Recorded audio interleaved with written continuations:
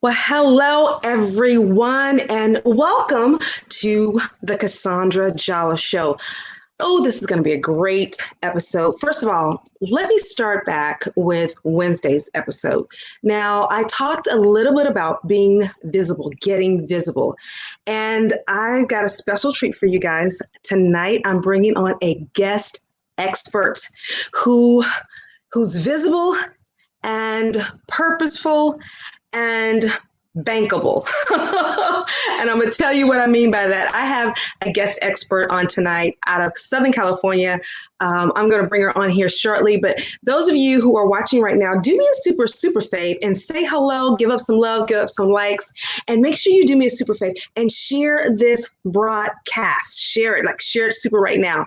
I'm going to bring on Jen Fontanilla here shortly, and we're going to be talking about getting visible, right?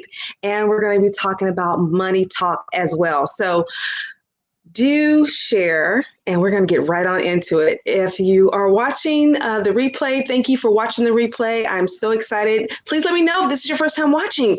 Where are you watching from? What part of the world are you watching this show from? Do tell. All right, so let's get right on into it. I'm going to bring her up right now, doing something a little different on the CaSaundra Jolliff Show. Boom! Hello, Jen! Hey, how are you? I am golden. I am super. Can you tell I'm quite happy today?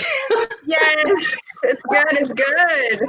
Yes, it is. I'm so excited to have you back on the show as an exclusive because you were here with us about a month-ish ago, and we were talking about, what was happening in today's like Black issues and justice and injustice. And I had you on with a panel of amazing, beautiful, talented women. And you came in along with the men because you was on 2 shows, and you just blew us out the water. And I was like, I got to bring her back for an exclusive. So Thank you. You are back on the CaSaundra Show. So thank you for coming.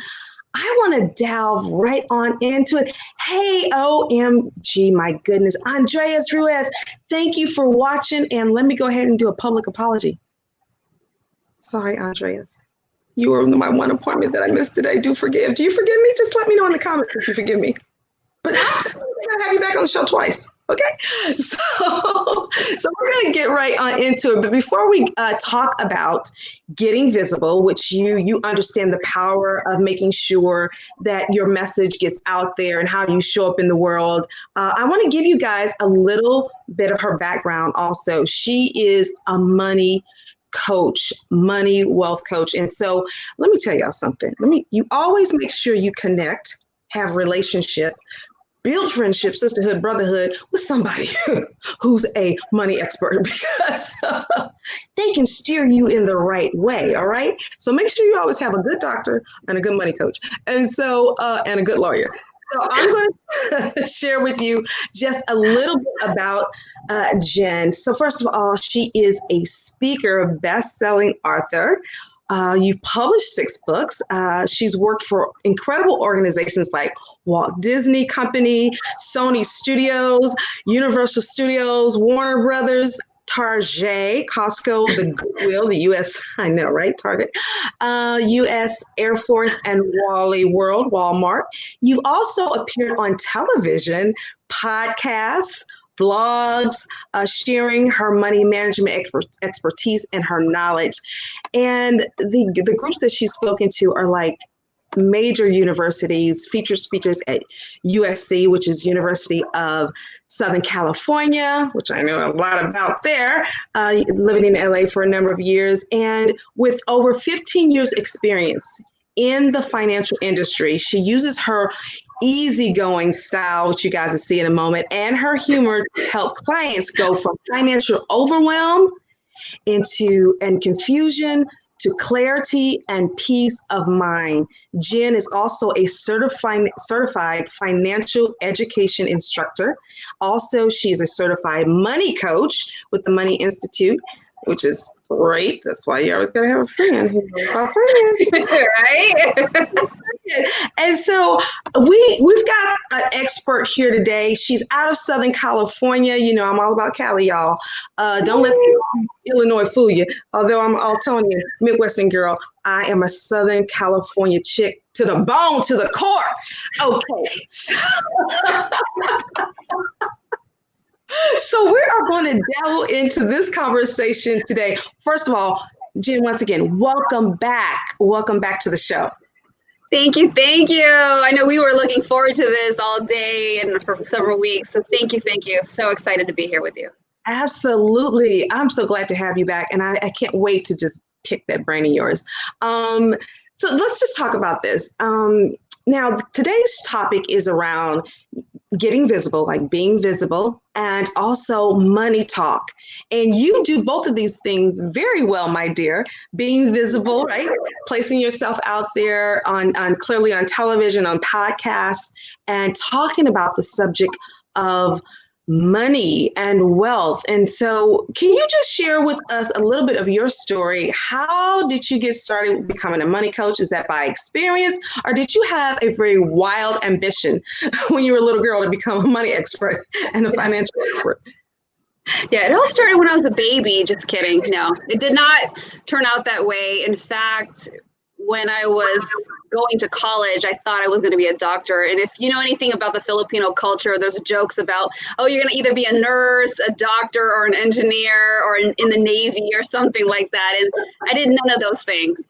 And so I ended up becoming a graphic designer, which is so strange. I actually have a biology background, but I also became a graphic designer. And so I had a lot of experience in that creative field. And what happened was, one day I was sitting at my desk, working away at my cubicle, and I was making really great money, especially because, the industry I was in, and I was a senior designer.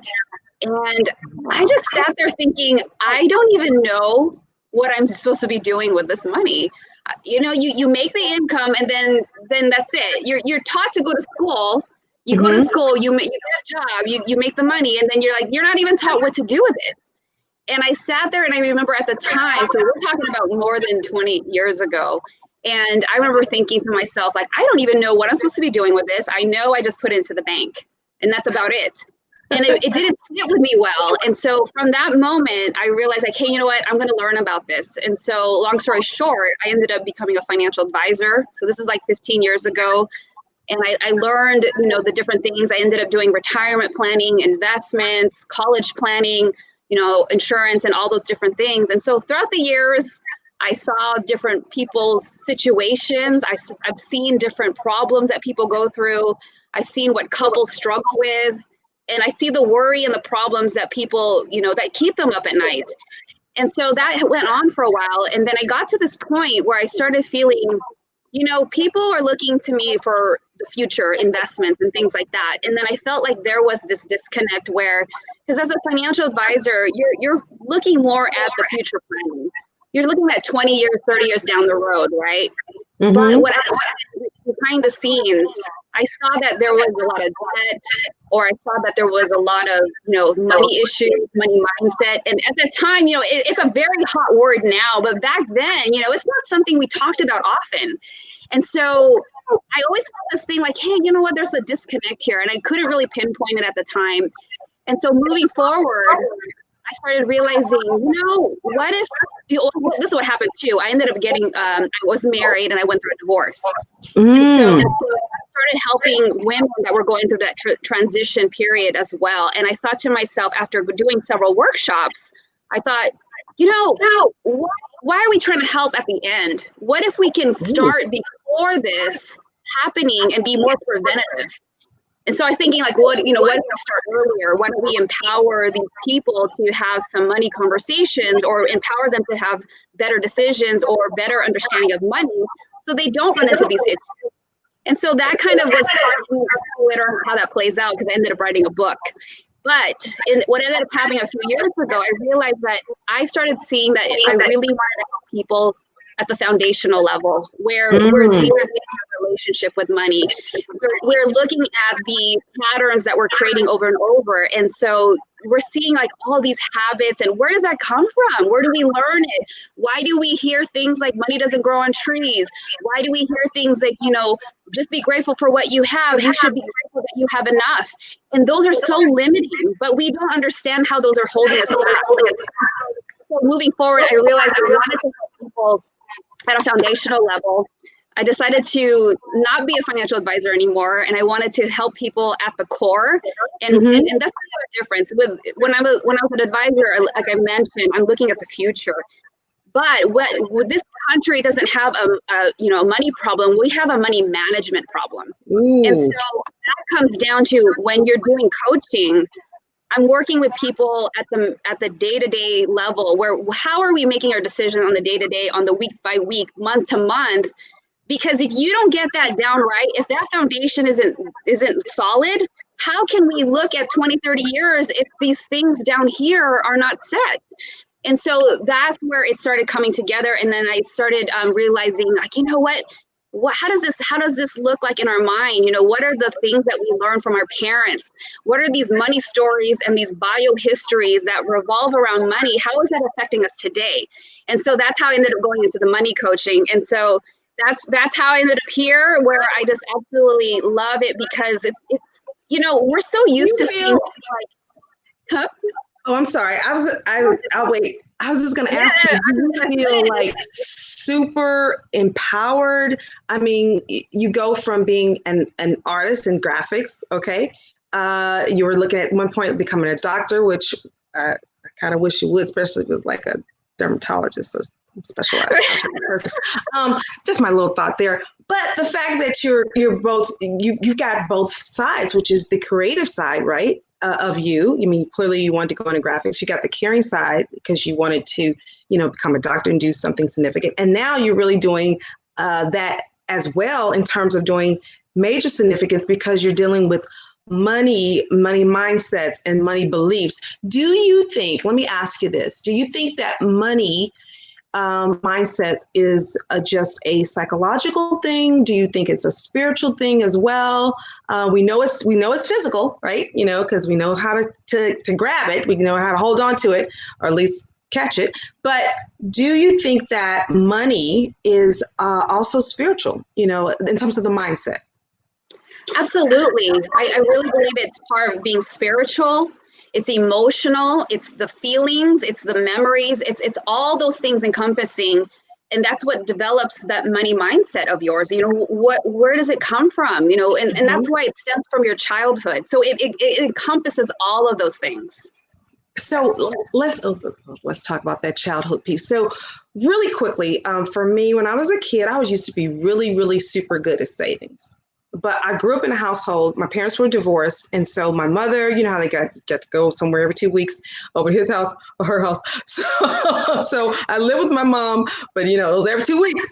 You have to do that because that's what the court document said. So anyway, my mother and my father, they were raised by parents that really knew the value of a dollar, knew how to save, so on and so forth. And my dad did well for what he was doing. And my mom, at one point, she was a domestic engineer. She was AKA maid, and for a number of years.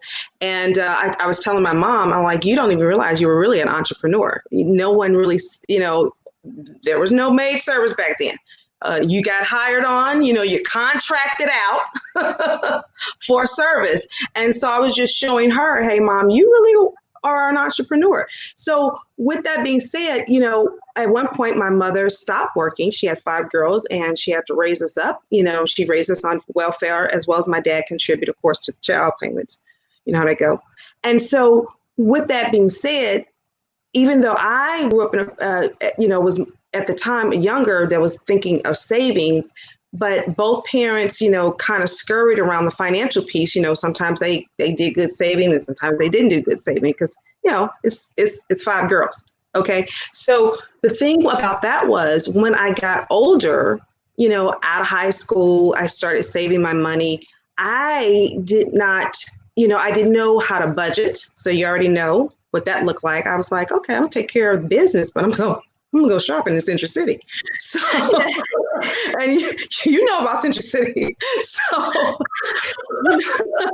so you know how that goes, right?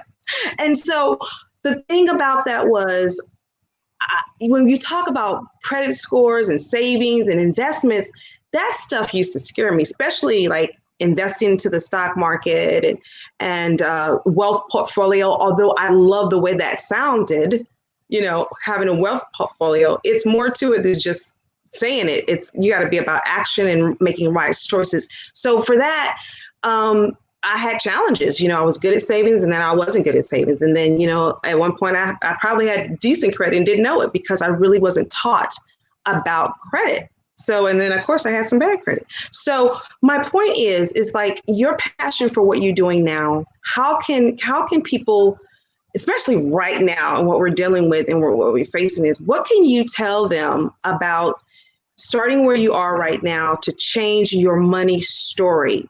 Does that start with your money mindset? If so, what are just a couple of things out of your incredible toolbox that you can share with the audience tonight around that? Yeah, I think one of the things that people can do right now, especially when we're in this weird flux of, I feel like you don't even know what's happening like on a day-to-day basis. It's like, what are we doing? What's happening? I don't even, people ask me like, oh, when's your son going back to school? I'm like, I don't even know what's going on.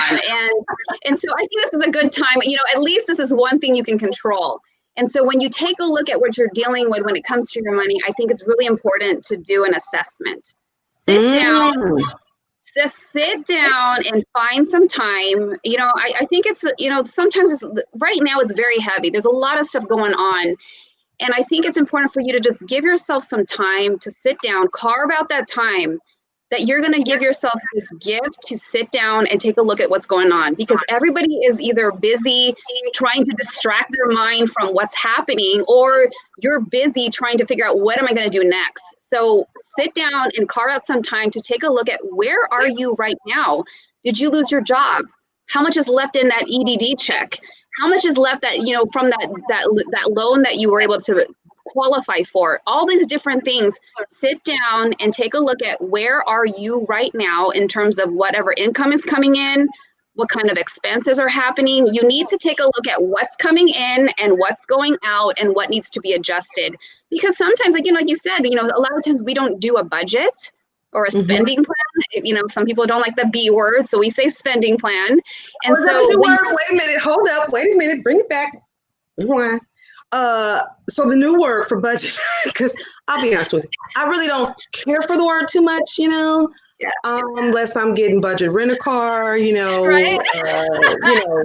I don't know. It's just one of my things. So, but you call it a what plan again?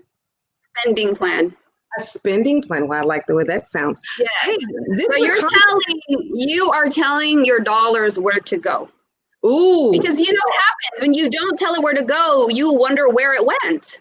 And so this is why you have to create a plan so every month, every day, what needs to be paid, what's going out, all those things out. What's coming in, what's going out, because this is what happens. You go to your job, and I've seen this with people I've worked with. You go to your job, you get your paycheck.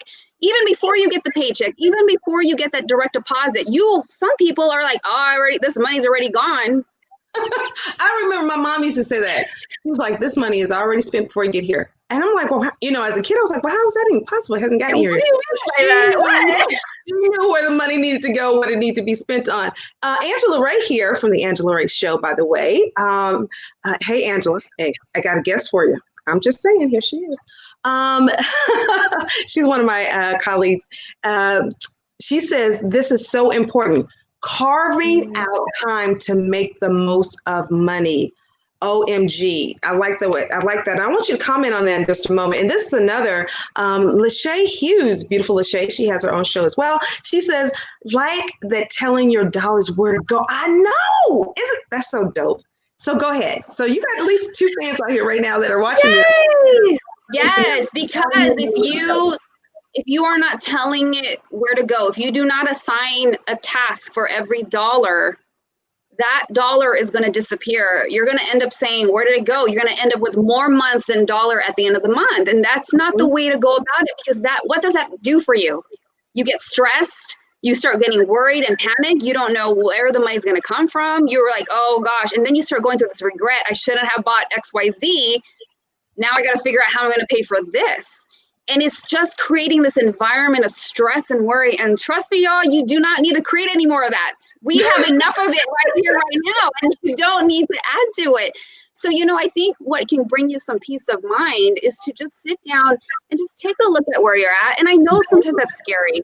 I know sometimes that can be very scary, especially if you're somebody, and this is no judgment, y'all. This is no judgment. I want you to feel empowered. You have to shift your perspective. You have to realize, like, you know what? I am going to decide to make better choices. I'm going to face this, because if I decide to look at this, because I know there's some of you that out there that don't want to open the envelope. You don't want to log in and check the account. And I know there's a lot of fear behind that, but if you can look at it like, you know what, this is the day I'm going to change these things. This is the day that I'm going to make better decisions.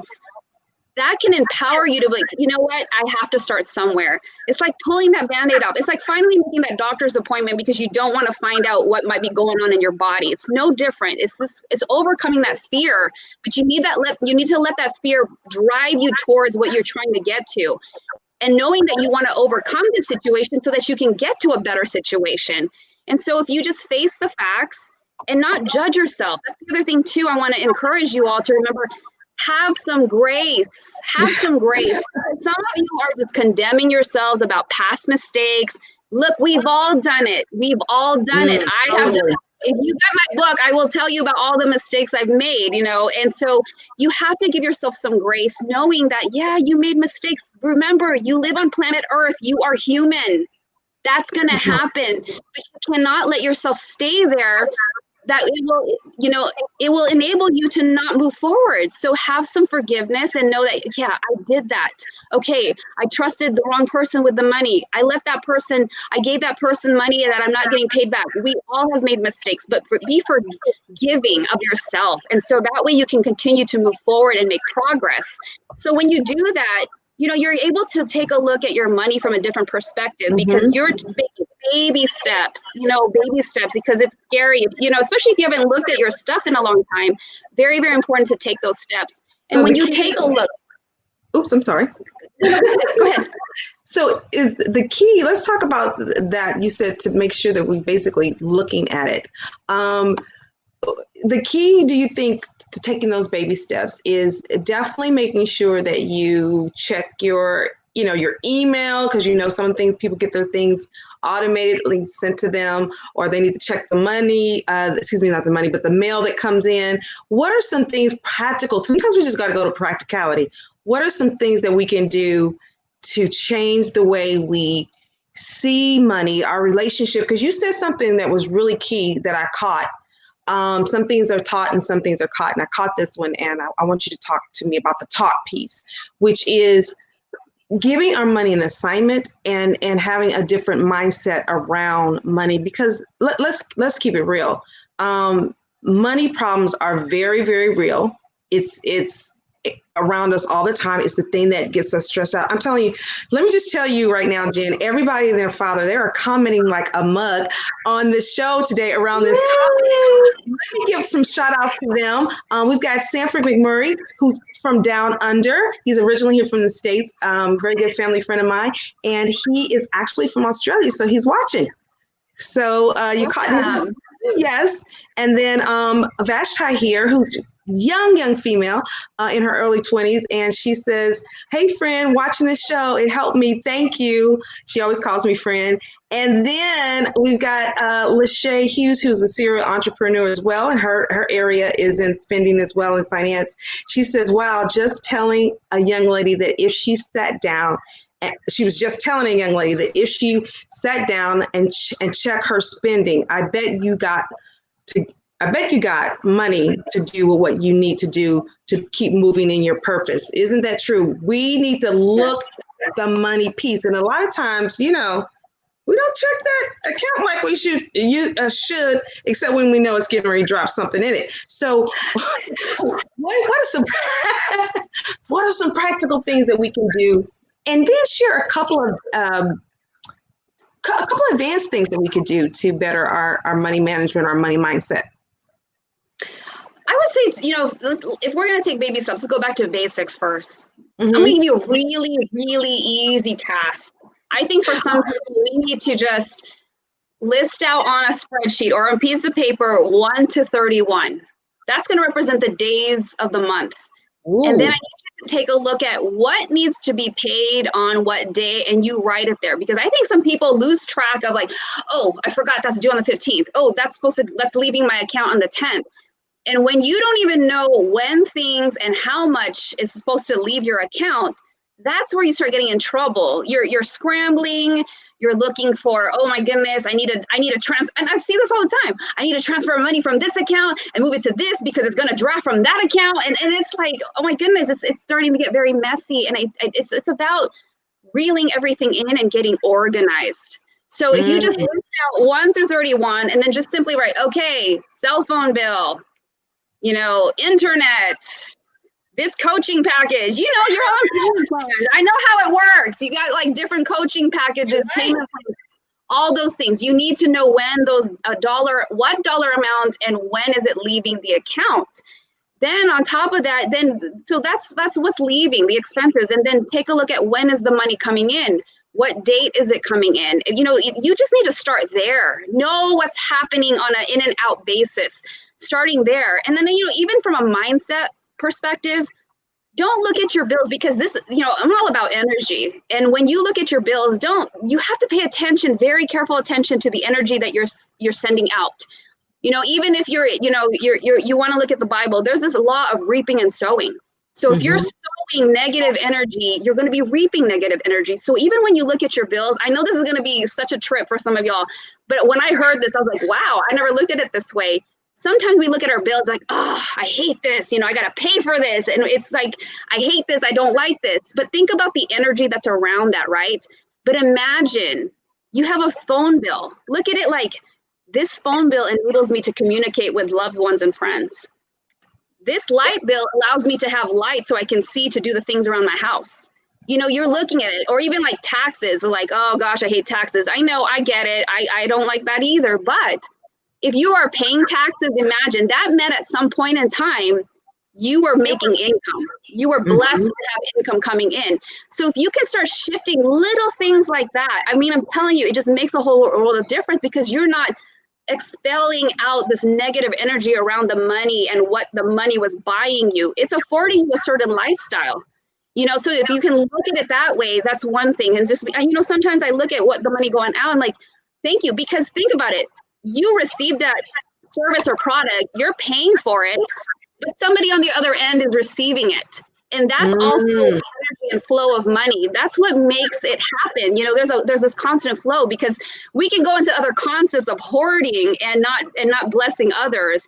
But, just think of that, just kind of ponder on that, the way that you look at the money and your relationship, is it negative? Do you look at it like, oh, is there like a greedy element behind it? Or do we look at money as a blessing to others? That's very important when you want to shift the way you are looking at money. So that, and then going back to some other things, it's like when you also take a look at your money story, and I talk about this often, what I mean by that is, have you ever sat down to think about what different characteristics and different things did you inherit from your dad or your mother? What did you hear your dad say when you were growing up around money, if your dad was around? Or even your mother, did you hear either one of them saying things like, rich people are greedy, they're only out to help themselves, or, you can't enter the kingdom if, with riches. All kinds of things. And we can even go into things. And, I know you, CaSaundra, you and I have talked about this often about even stuff scripturally can be misinterpreted about like, oh, money's evil. The most misquoted by, the one about, money is the root of all evil. Oh my goodness, no, that's a it's the love of it. You people, listen up. It's the love of it. God doesn't want you loving it. He wants you to love him and folks, not it, but he wants you to have it because he's giving you the ability to prosper. In order to prosper, that is a form of money. prosperity is not exclusively money, but it's a form of it. Listen, Jen, people are blowing this piece up. So let me just put a few things that are on the screen. They are on it tonight. I love it. Keep it coming, you guys. You guys got any questions for Jen? Please do. So here it is. Sanford even talks about, hey, my latest book is coming out, ebook coming soon. It's about fear, whether it's food, fitness, or money, etc. So money right now is something that, we've got to come out of either making it a god or seeing it as something wicked or just being irresponsible. We got to learn how to make money.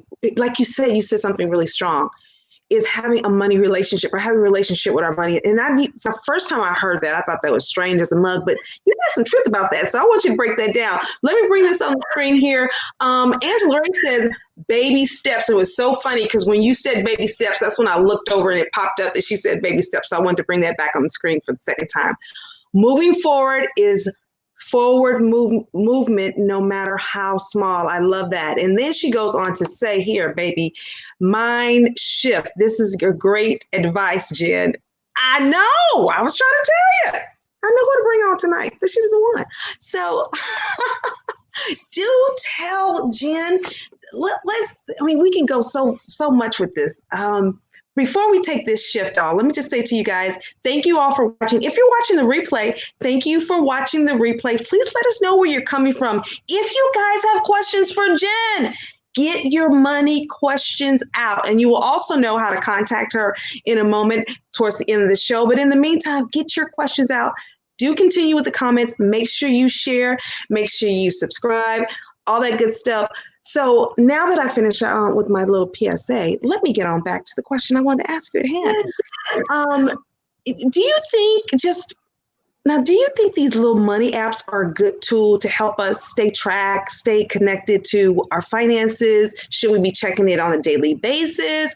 And I love what you said about basically having a better attitude towards the relationship or the connection to making the payments, what this payment will do when I do make it versus it just coming in. It's like, I got to pay this dang bill again. It seemed like I just paid it 2 weeks ago and now it's here again. So you're saying, hey, give your bill, if you would, an emotional and mental and spiritual assignment. In other words, this, Spectrum bill that's connected to the internet is going to allow me to run my business online. It's going to allow me to be visible versus, oh, doggone this Spectrum people cost me $2.5 a month just to, have this doggone internet. Right, I know. Conversation that I have to deal with myself about this Spectrum bill. But I love the way you talked about that, hey, we could change our perspective about look at what the bill does. Look where the money goes to take care of the bill so that we can have this benefit and defining what that benefit is. Woo, girl, that's some good stuff. Yes. Isn't it timely? She said, Angela Ray said, it's timely info. I know. Girl, they just keep coming. Love you too, Awesome. friend. Love it.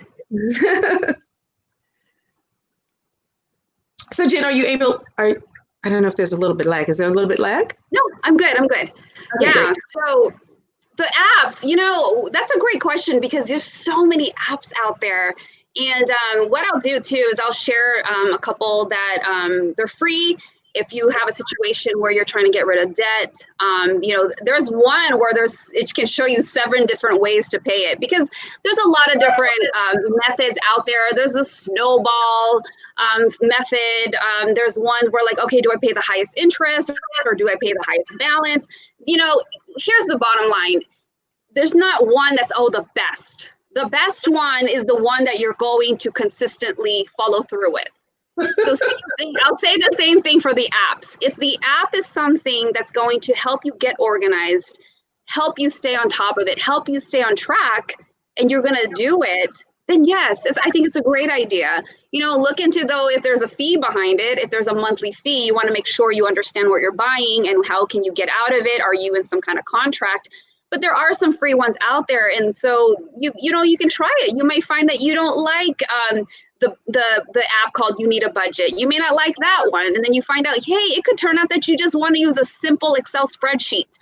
It doesn't matter which one you use. What matters is that you use it. So I'll say that for the apps, but it's just really important that you take a look at your situation, and if you want to use the app, then definitely it's all about you getting organized. If it's you feeling empowered, that okay, good, I'm feeling good about making decisions. And like we said, here's the thing with the baby steps. If you don't take baby steps and you're trying to run this, sprint, you're going to get burned out. And that's what happens a lot of times. Some people will try doing a budget or create a spending plan, and then it's like, oh, you know what? I tried it for 2 months, and then you fall off the wagon. That's where accountability can come into play. That's when you have somebody that you can count on to, help you, or maybe a coach or something like that. But that's where it's really good to have a mentor if you find yourself lacking the discipline. But that's also something that I coach my clients through, where we don't just look at the budget, because a lot of times I think it's very important to have the practicals, the spreadsheets, the goal setting. All those are great. But at the end of the day, what I was realizing and discovering was that if we don't work on the money mindset, if we don't work on the relationship with money, if we don't figure out what are the subconscious patterns and behaviors that are keeping you from making that progress. For example, you may not realize that something that happened in your childhood is actually the cause of you repeating your spending, or repeating your hoarding. And if you don't confront that, and if you don't have the mindfulness and the awareness that it even is there, and that it is the direct correlation to why this is happening right now. I mean, think about it. If it was so easy, we wouldn't have an issue. Everybody could download a budget from Google and we'd be done. It's not happening. It's not happening. It's not because there's a lack of tools. It's because we haven't addressed those subconscious patterns and behaviors. We haven't look at what has happened in our past. We haven't broken down our money story, our money bio. And that's what I help people realize. And that's why I said earlier, have you sat down, and you can even do this yourself, have you sat down to, like, what did I inherit from my father? Did I see him just go to work and then come back and then poof, bills were paid? Did I only see my mom working on the checkbook? Or did my parents have that belief that you never talk about money in the house? So I grew up not ever knowing how to manage it. And then I went into adulthood, and then I was lost myself. Yep. Everybody grows up with a different story. And then there's some people who say, like, well, yeah, my mom sat me down when I was 8 years old and showed me how to buy things. Everybody has a different background, but you need to ask yourself, what is your money story? What is your background? Because then it will help you understand, why is it that I'm doing what I'm doing? Wow, this is some good stuff, y'all. See, I should have gave y'all a warning, but I didn't. So now you know. Boom, she's right there at you. Gosh, Jen, I should know better. You always bring the heat. Every time you've been on the show, you've brought the heat, and this should be no different. So let me ask you this, and then we're going to shift the conversation a little bit into the visibility of getting visible. Clearly, you've mastering that. And when it comes to the things that you do as a money coach, if people want to get coached by you, or attend some of your workshops or your virtual events or your coaching or what have you, or read any one of your 6 incredible books that you have out there, how do I get hold of you? What do you have going on right now that people need to be aware of? If you guys been inspired by what she says, if you've been like godly provoked in such a powerful, good way, provoking doesn't always mean something bad. It really does mean something good. It's about how your perspective and how you see it. And so if you said, you know what, I know I need to come up on my game in my finances. I need to get a better understanding. I need to be responsible, more responsible. I need to maybe I'm responsible, but I need to invest my money in different ways. What would you say of how they can connect with you? And what do you have currently happening that we need to be aware of? Yes, so I'm so excited because we're going to be talking about that in a few minutes. You can find me on Facebook or Instagram at Jen Money Coach, or you can go to my site at jenmoneycoach.com. So that's just Jen Money Coach. If you just look at the title below my face, it's right there. Yes. And in terms of what's coming up, there's a lot of great things. So I'm developing a program for, realizing, this is something I'm realizing we need to cover, like the mindset, and just really taking it back, especially for women. Yeah. I think so many things for women that we really need to uncover and just really help women understand your purpose and understanding your relationship with money, because what's so different with women and men, you're not excluded from this, but I really want to also talk to the ladies, because a lot of us are so used to being in that nurturing position, that giver position. And then there's also this guilt that we don't feel we deserve to have abundance or these different things. And there's a lot of things that come into play, but it has to do with also your money. You know, if you look at the history of even women in this country, we weren't even allowed to own real estate and only a few decades ago.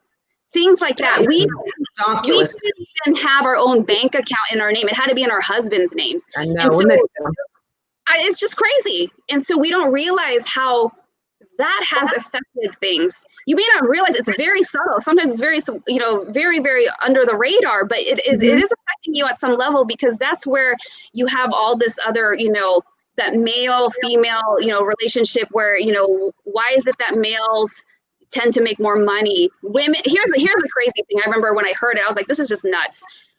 If the same two employees, a man and a woman, went for the same job, and they're offered a certain salary, right? There's an annual salary that's been given by the person that's interviewing.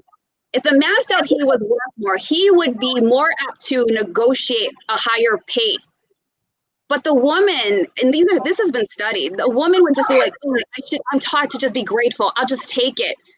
And she won't value her worth. And even if it's underneath what she's really worth, let's say it's 80,000, but she really should be asking for 100. She's more likely to take that. And just because she's taught, like, you should just be grateful. You should just be grateful and don't rock the boat, that kind of thing. And it's like, there's so many examples of like, oh my gosh. That's why you see those statistics. Males tend to make more than women. And so it's just things like that. So it is crazy. And it's like, so my mouth and jaws are getting tight, because I'm like, but it really is. See, and that's the thing. I'm so glad you talked about that, because this is the other reason why I want you to come back on the show and talk about about women's worth. So, and your ability to speak and say what it is you want, in terms of your worth and your value. If somebody wants to work with you, what that looks like, and not move after you say the number. Yeah. It is what it is. We're not negotiating down. We can find something else to negotiate on, but we're not negotiating on the money piece. We're not going to do that. So, gosh, this is so delicious. Let me chime in here just for a few moments, because we've got Sanford saying money is a mental health injury. Ooh, okay. What is your money story? This Jen knows her stuff. I know. That's why she's here. This is why she's here. So Sanford said something that I got to put this back up here. He said, money is mental health injury. Like, you get what he's saying like that? Do you understand what he means? I get it, but I want to hear your interpretation of it, because you're the money expert. So yeah, so from what I gather, if I had to interpret what he's saying, my interpretation or my perspective of it is, those things that had happened to us from a childhood, from an early age, we don't realize how damaging that is. That's where the injury word comes in. We don't realize how damaging it could be. Now, some of us could be blessed in a situation, but I'll tell you, there's some drawbacks to that, and I'll tell you in my own situation. Because you might be easily inclined to think, well, I grew up, a single parent home. My mom was always struggling. And it was so tough. So that could be somebody's money story. And so they either can learn to have scarcity and be always afraid of spending the money because of scarcity, or it can completely go the other way, where, like, you know what, when I grew up, we didn't have anything. I feel like I deserve to buy whatever I want. It can go either way. So that injury can stem from childhood. That injury is so rooted in events that have taken place, words and phrases that you heard people that were raising you up, mother, father, guardian, whoever. You hear those phrases. You hear all those things all the time. People are greedy, rich people are greedy, or money doesn't grow on trees, or those different phrases. You hear that all the time. And that is causing another injury, another injury. So, for me, even I even think, I'm like, oh my goodness, I have a 9-year-old boy. And I think, like, oh my goodness, what am I saying? I have to even be very careful, not only of the words that I'm saying to him, because I'm thinking, like, oh my gosh, what am I shaping in his mind? How am I today affecting his money story? Because I'm thinking, like, oh my gosh, I don't want 30 years to go by and then he's like my next client, you know? You can't get rid of him if you try. I gotta undo what I was doing. So for me, it makes me very cognizant of the language, but you have to also remember, and it's not only the words that I'm saying to the people around me, it's you have to be very careful, especially in the words you're saying between your ears. Yeah. What are you saying to yourself? You don't deserve this. You're unworthy. We talk about the money and the negotiation. Are we talking about, like, you're just, oh, I'm just supposed to be grateful, like this is enough? Or do you want to live in fear? Or do you want to live in or in scarcity or abundance? And those are decisions you have to make. But until you can understand, where did this come from? We have to heal those wounds. When we talk about injury, we have to heal those wounds. We have to figure out, like, where just like a doctor, like, I think it's because I have that biology background. I always revert back to biology. It's like, what happens? You take an x-ray. Sometimes you don't see. Sometimes you don't see where those injuries are. It's not going to be on the surface. Sometimes you have to dig deep, and sometimes you have to sit and take a step back and realize, like, what happened to me? And it's so crazy. One of my clients, I talk to him still, even though our coaching has ended, and something we had in our conversation triggered something else. And he's like, I just thought about that right now. And I said, why didn't you bring that up in our coaching session? He goes, like, I don't know. So this is a lifelong journey. It's not like just do it one time and then you set it and forget it and you move on. Like, you will, over time, you will discover little things about yourself. That's the beauty of it. You have the ability to continuously heal these wounds. The more you become aware, and I'll give you one more science, thing behind this. And I think one of the listeners who heard this recently, there's this thing in our brain called the RAS, the reticular activating system. And that's in our brain. And basically what that is a symbol of is the neurons. It's a network of neurons in your brain. And the thing that's really amazing about this is that your brain, it doesn't know the reality, but it doesn't know the difference between reality and what's imagined. And so why is that important to you? Because if you're constantly being in this negative mindset, what happens is your brain is looking, that RAS is like a filtering system. What ends up happening is it will start looking for other negative situations. You ever have a bad day or a bad morning? And if you don't shift that quickly, what ends up happening? The car breaks down. You spill your coffee, you miss the exit, right? And then it's like this snowball of stuff happening. Right. Because you are already setting your mindset to start focusing and filtering and looking for opportunities for everything else to be negative. So you're looking to shift that. You got to shift that. You got to look at it. And so you got to go the other way, where you're looking for positive opportunities. And so what does that got to do with your money? If you're constantly looking at money from a negative perspective, what do you think that's going to bring about? Money problems, bills and things like that. You're going to be in this situation where you're like, oh my gosh, this happened and now, I can't afford this and all that stuff versus, I've seen this when I started looking at things differently. You start to see opportunities. People call you. People want to collaborate with you. Projects happen. Yep. Somebody calls you. Somebody refers you. I know it sounds like magic, but that's why I had to bring in the science, because sometimes some of y'all like, what are you talking about? I have to bring in the science, and the science always backs things up. Science and money, you cannot refute. You cannot refute. Oh my gosh. So let's shift just a little bit, because this clearly is another subject for another time in a continuation. Totally. And I love talking about the money piece. It helps me to shift my mind and stay in alignment with what it is I want to do and how I want to view money. And then just coming up in my money game, up in my money story. And you got me like, it's funny because I just, wrote down, your money story, and I made it a little personal, my money story, because I was about to say your money story. And I think that's what I need to do, is just sit down and take some time out this week and write my current money story and then write another what I want my money story to look like. I love it. Yes. So thank you for sharing that. We're going to switch you guys just a little bit because we've talked about the money talk, right? And Jen has brought the heat and the fire to this conversation about money and how we see money and our relationship with money and how we need to re-examine, find out what works for us. Now we're going to shift a little bit into what I'm talking about today when it talks about being visible. And you're no stranger to being on platforms and what that's been like for you. Share with us how you felt about becoming more visible as a speaker, depending on when you launched your speaking career. What did that look like? Were you just, this before Facebook or right when Facebook was, and some of the other platforms were showing more visible presence like, YouTube?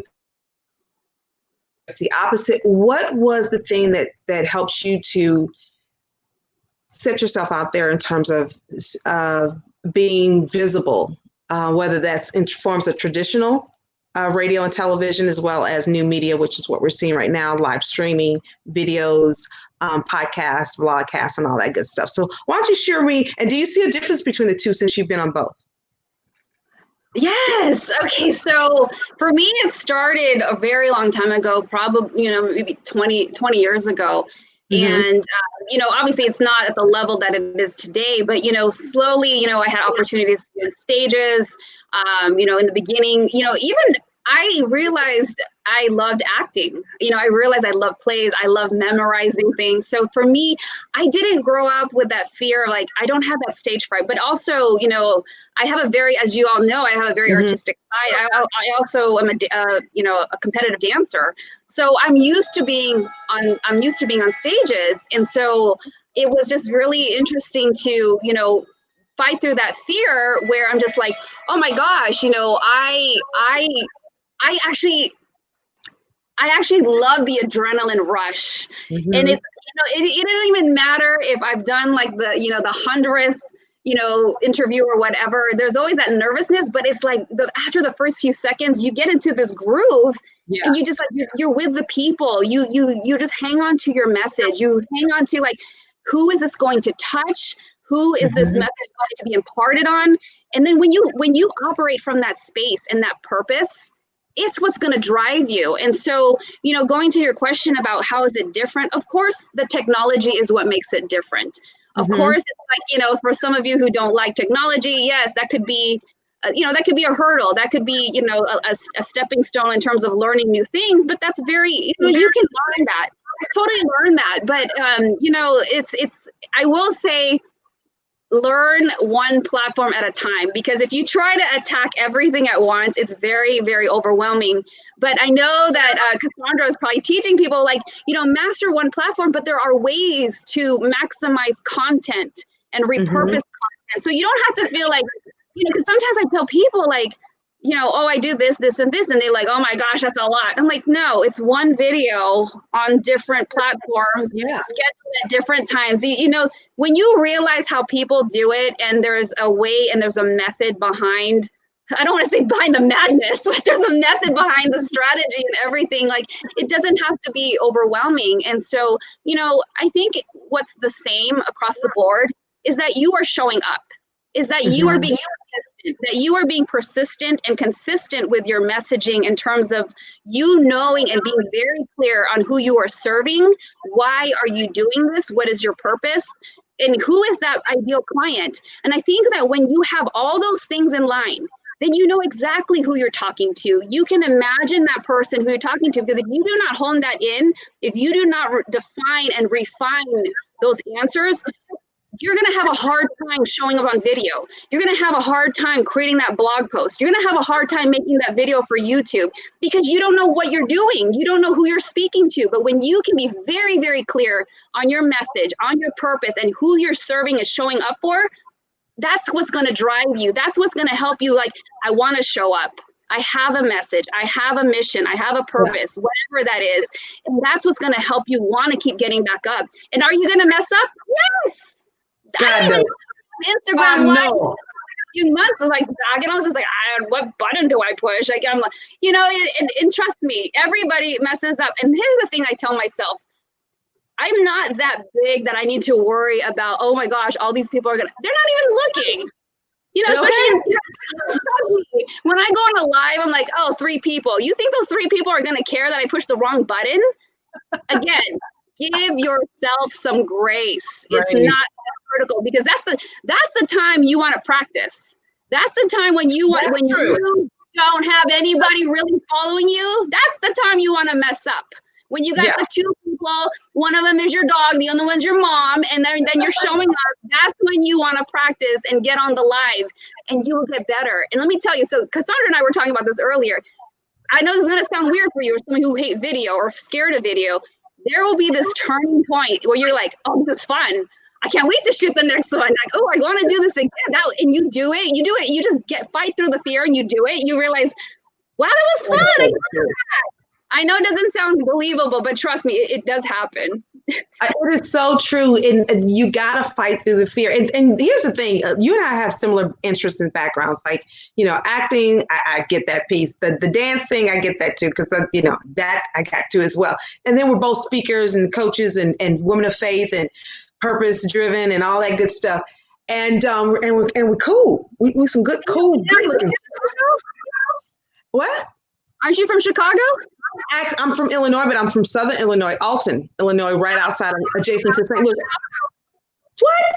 But girl, hey, Chicago is my little baby adopted city. I like to come there when it's warm, but I do like Chicago. Like, I could do Chicago for real if it wasn't for the cold weather. I love that it's culturally diverse. The food is incredible. Of course, I like downtown Chicago and Michigan Avenue. Praise God. Thank God for Michigan Avenue. And that Chicago pizza. Oh, yeah. I'm just saying. So I'm glad. Well, then that's why we just so. I know. From the beginning. And California girls too. Come on. All right. That's all I got to say about that piece. But you guys, listen, the thing that she's telling you is that you have to make a choice as a business owner, as an entrepreneur, as a faith leader, wherever your thing is, as a parent, okay, who is speaking up for other parents or speaking up for children or speaking up for causes, whatever the case may be, you've got to show up. And the thing is, you got to work through the fear. It's going to happen. It's happened.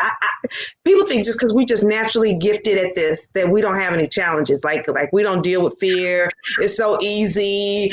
All we got to do is just mash on the button, and we just no. Well, kind of like that. It does happen, but just not all the time.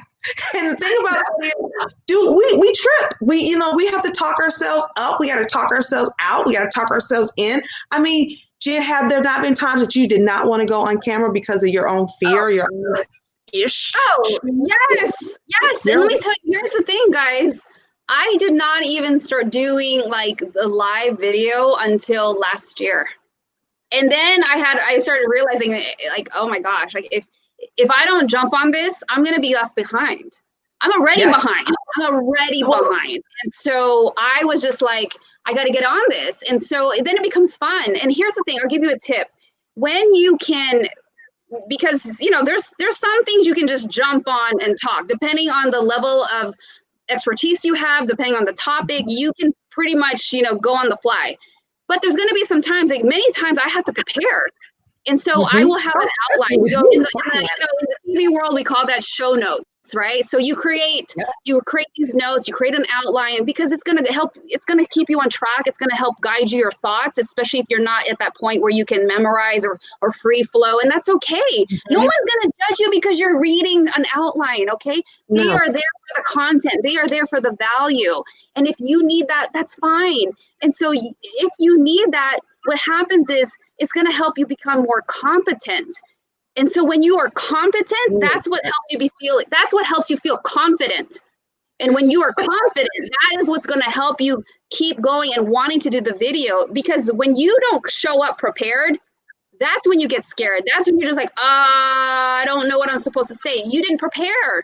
If you can give yourself, again, like I told you earlier, sit down and give yourself some space and time and prepare.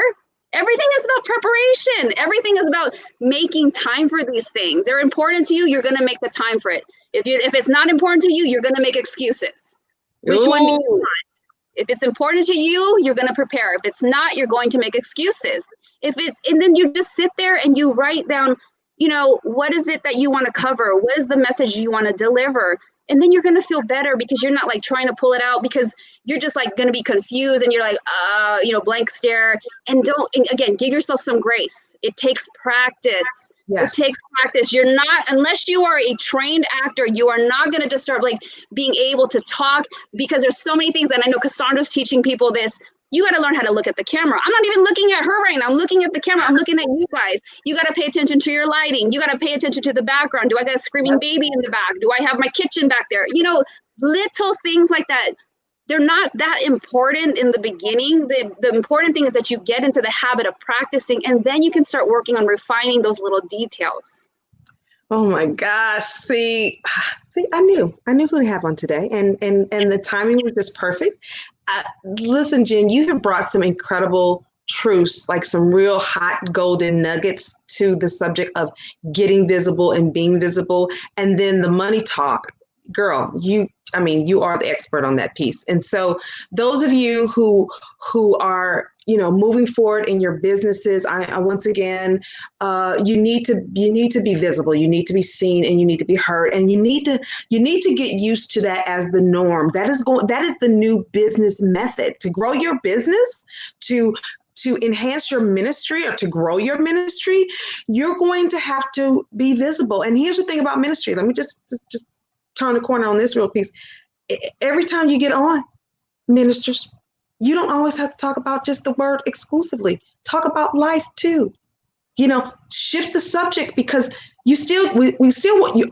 It's all God. It's all faith. All right. But don't feel like every time you get on the mic, or, take the stage, or get in front of folks like this, that you got to be preaching or teaching. Sometimes it's just having conversation.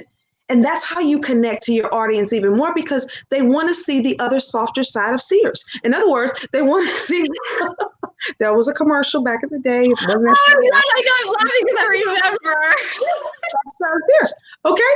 And so that's when you can just kind of let your hair down a little bit and say little goof stuff like that. And people like her get it, because we know what that commercial was. Now, here's the thing. Be yourself. That's what people want. This is why we're able to sit up on a Friday night, you in Southern Cal, me in Dallas, and us to be able to share with you comfortably, is because we fought, and we're still fighting through being visible. But we've got to do it, because why? We've got to get our message out. We've got to get our purpose out. That's why you got to put purpose on the platform. Doggone it. That's what's coming next. Now, listen, let me get off that piece and let y'all know that Jen is definitely going to be back on the show. Thank you. Oh, there's some stuff that's coming out here. I'm sorry you're late too, Dr. Henry, but I'm so glad you're here. And he says, teach life. You are so right. Well, I tell you, that doggone Jen Fontanilla just did just that. She empowered us to look at money and our relationship with money different. She gave us some practicalities of what to do with our money, give it a purpose, give it an assignment, view it differently, see what it benefits you, what it does for you. And she also showed us the importance of showing up on a platform and what we need to do to work through that. So Jen, you accomplished your mission, my dear, with golden stars. And you gotta come back like really, really soon. Absolutely. You just, I just love this connection that we made. And we made the connection through a platform. Yes. And it was such a godly connection. It was a divine connection. And that's the thing too, people, we have to remember that again, shifting the perspective, we met because we were talking about the George Floyd situation. Mm-hmm. That was what we were talking about, which was about, over a month ago. And that's how we met. We have a mutual friend. Shout out to Mike Davis. Dr. Mike Davis.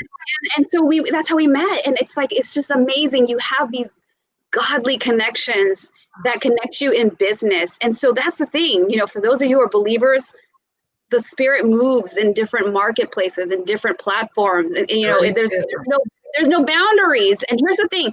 Think about this. Every time you are preventing yourself from going live, you are saying no to your purpose. You're saying no to your passion. And you're living in that fear when you need to take your God-given talents and gifts and abilities and share that with the world. There is somebody out there that needs to hear your story. There is somebody out there that needs to hear your experience. Stories tell, facts. Facts, people want to hear it, but it's the stories that people want to feel, they can relate to you when they hear your story. That's what makes the impact. And so when you think about, like, I don't want to do this, always come back to who is out there that needs to hear my story and my message and how I can help them by just simply showing up. That is what's going to drive you and encourage you. Okay, I know I'm scared, but let me go do this live. And so you have it in you. You so have it in you to be able to do this. Oh God, this is, girl, look, you have sealed it. I have nothing else to say. You have done your assignment. You crushed it. Okay. Those of you who are watching this show, thank you guys for watching. Let me know if you're watching from a different part of the world. I love, love, love, love connecting people from different parts of the world. You're watching this show as a faithful viewer. Thank you so much. Do me a super fave. Make sure that you go to her YouTube channel. Give her what's your YouTube information? Make sure you subscribe to her today. Subscribe to her today. And while you're at it, go right by mine if you haven't subscribed yet. Yes. You know what? We'll drop the links. We'll drop the links in the chat. Yes, Definitely. And I'll give you some freebie resources like the apps. And I also give you some money affirmations that you can, read and just say to yourself to improve your money mindset. So I'll drop all those things in the chat. Well, thank you so much. Hey, Jen, once again, thank you for gracing us again on the CaSaundra Jolliff Show. Those of you watching, we will catch you guys next week for another episode on the CaSaundra Jolliff Show. As always, have significant success on purpose, your purpose. We'll see you guys next week.